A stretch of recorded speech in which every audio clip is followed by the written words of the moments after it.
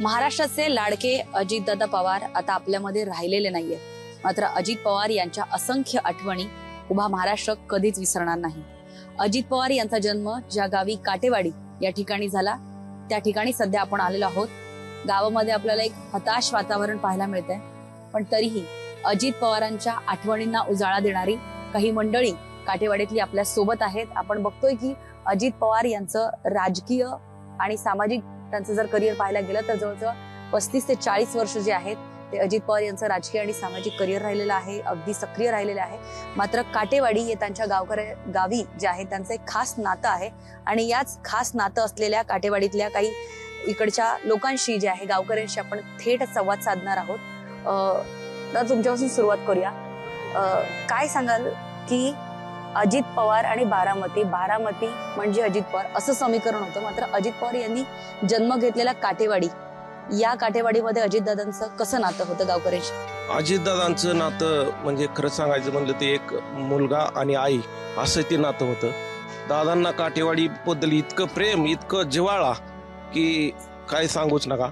इथं आलं तर आमच्या श्री क्षेत्र कनेरी म्हणून मारुतीचं मंदिर आहे, तिथं दादा जायचे, तिथं दर्शन घ्यायचे, त्यांच्या शेतात फेरफटका मारायचे।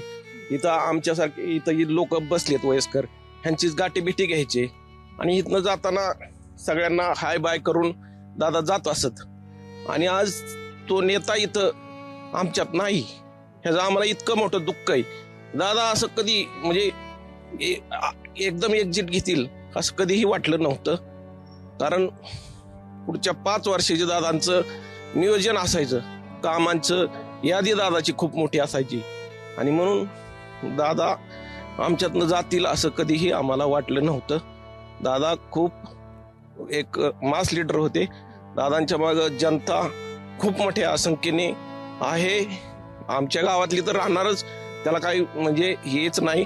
परंतु ज्या माणसाने एवढं महाराष्ट्रात काम केलंय, एवढं लोकांना मदत केली, त्या माणसाला कधीही महाराष्ट्र विसरणार नाही। मिस यू दादा, मिस यू दादा। आता मला शब्दच नाहीत माझ्यापाशी बोलायला। काका काय सांगाल तुम्ही की अजित दादा यांचं जन्मस्थान असलेलं हे काटेवाडी आहे, या ठिकाणी त्यांचं बालपण तुम्ही बघितलं असेल, त्यांना पुढे राजकीय करिअर करताना किंवा त्यांना सक्रिय होताना तुम्ही बघितलं असेल। अजित दादा जेव्हा राजकारणामध्ये अजून उतरले नव्हते तेव्हाच अजित दादाबद्दल काय सांग? तेव्हा दादा आपलं शालेय शिक्षणातलं 10वीचं संपल्यानंतर दादा आपले त्यांचे वडील बी लवकरच छत्रछाया हरवल्यानंतर दादा आपलं शेती उद्योग बघायचे आणि त्याच्यानंतर हळूहळू ते जिल्हा परिषदला गेले, नंतर मग आमदारकीला ह्याला पुढे गेले दादा।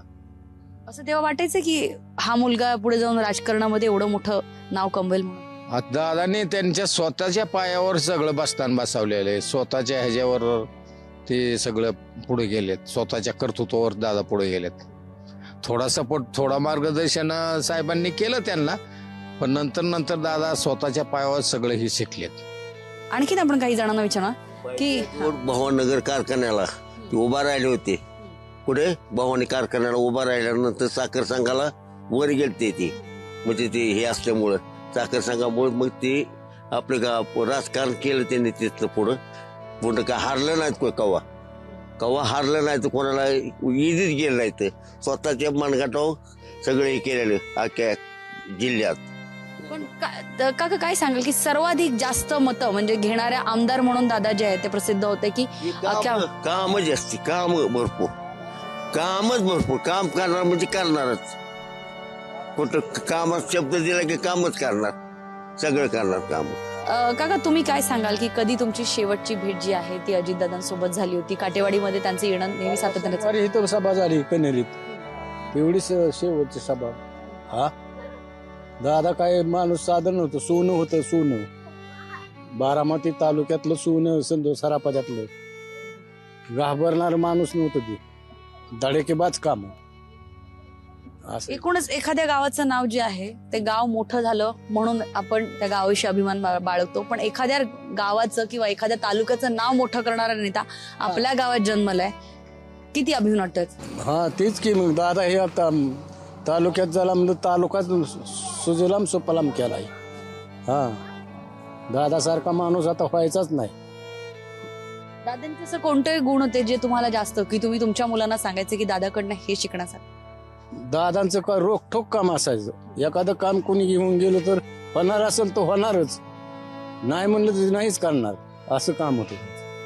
कोणचं काम असू द्या, शिक्षणाचं असू द्या, सरकार दरबारातलं असू द्या, एकदा होय म्हणलं की ते कामच करून धावणार. आपण आणखीन काही काय सांगाल की एकूण बारामतीमध्ये आता पुन्हा अजितदादा यांचं हे कधी येणार नाहीत परत, कसं वाटतं? मध्ये दादा गेलेले नाही तर त्यांच्या शरीराने ती गेले तर, पण त्यांच्या कर्तृत्वाने दादा इथं आमच्या कन्ना जर्रे जर्रेमध्ये दादा मौजूद आहे. दादा शरीराने जरी गेले असले तर त्यांच्या कार्याने, त्यांच्या व्यक्तिमत्वामुळे ते दादा आमच्यातच असं आम्हाला वाटतं. दादा शरीराने जरी गेले तर विचाराने, त्यांच्या प्रेमाने दादा आमच्यामध्येच आहेत.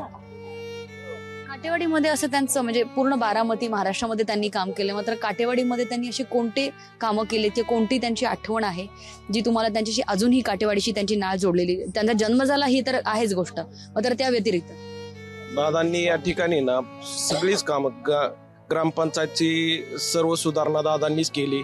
इथं आमच्या इथं शिवसृष्टी म्हणून एक मोठा प्रकल्प चालू आहे, त्याचं काम दादाच करतात.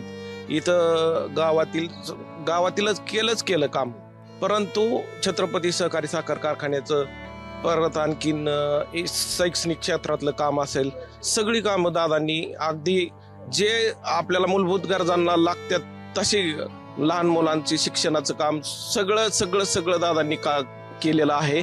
त्यामुळं आम्ही दादाला कधीही विसरू शकत नाही. दादा जरी शरीराने गेलं तरी दादांची कामं एवढी आहेत की पिढ्यानपिढ्या दादांना लोक आठवत राहतील आणि दादांचा जय जयकार कायम करत राहतील. दादांबद्दल एखादी तुमची स्वतःची काही अनुभव, काही आठवण आहे? जी जुनी आठवण का? आठवणी आता बरेच आहेत. म्हणजे लहानपणापासून आम्ही बघतोय ना, आम्ही शाळेत होतो तेव्हा दादा पहिल्यांदाच संचालक झाले होते. गाव पातळीवर सुद्धा दादाला पण तसाच रुबाब होता का दादांचा? दादांची स्टाईल पहिल्यापासून तशीच, रुबाब तसा, स्टाईल तशीच, बोलणं चालणं तसंच, आणि अगदी बारकाईने एखाद्या घराची चौकशी करणं, कुटुंबाची काळजी घेतल्यासारखी गावातल्या लोकांची ती काळजी घेत होतं.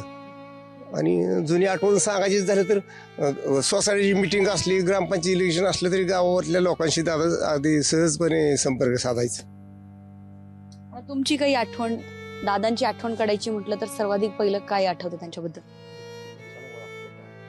नाही, दादांची आठवण प्रत्येकालाच येते. असं दादांचं काही समजा घरोघरी आठवणाची आहे दादांची, अशी कोणाचीच असं नाही की दादा की आठवण नाही, असं नाही कोणाला. तर ती दादा आमच्या गावात तर असं प्रत्येक व्यक्तीला असं नावानिशी ओळखतात, कारण दादांचं लहानपणी इथं गेलेलं आहे, दादांचं शिक्षण इथं झालंय.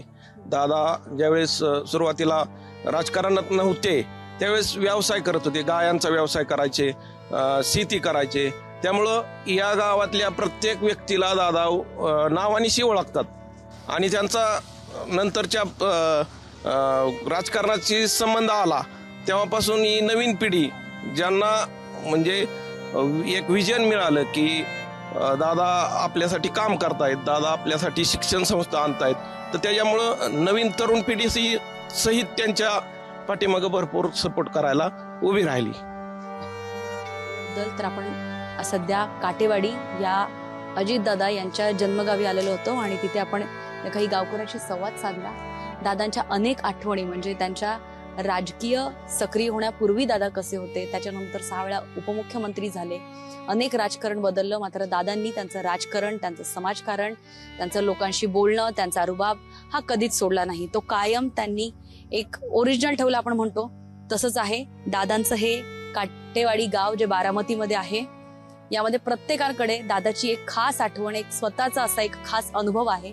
त्यामुळे जिथे दादांनी जन्म घेतला, दादांनी ज्या बारामतीमध्ये जन्म घेतला, त्याच बारामतीच्या ठिकाणी जे आहेत त्यांचा अंत सुद्धा झाला. त्यांनी तिथूनच निरोप घेतला. त्यामुळे जिथे जन्मले तिथेच त्यांनी त्यांचा शेवटचा निरोप घेतलेला आहे. त्यामुळे जड अंतःकरणाने काटेवाडी गावकरी म्हणतात की आम्ही दादांना कधीच विसरणार नाही. रोखठोक पण तितकाच मिश्किलपणे विनोद करणारा हा रांगडा आवाज प्रत्येक जण आपल्या मनात साठवत राहील. आहेत बहु, होतील ही बहु. मात्र शहरातल्या प्रत्येक प्रशासकीय इमारतीला, गावखेड्यातला, आपल्या मातीतला अजितदादा आठवणीत राहील. व्हिडिओ जर्नलिस्ट मनोज सोलंकीसह ज्योत्स्ना गंगणे, जय महाराष्ट्र, बारामती, काठेवाडी.